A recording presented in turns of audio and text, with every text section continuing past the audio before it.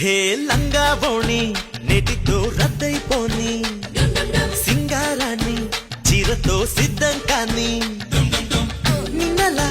కన్నెలా తుళ్ళకే అమ్మాడి చిందులే ఆపగా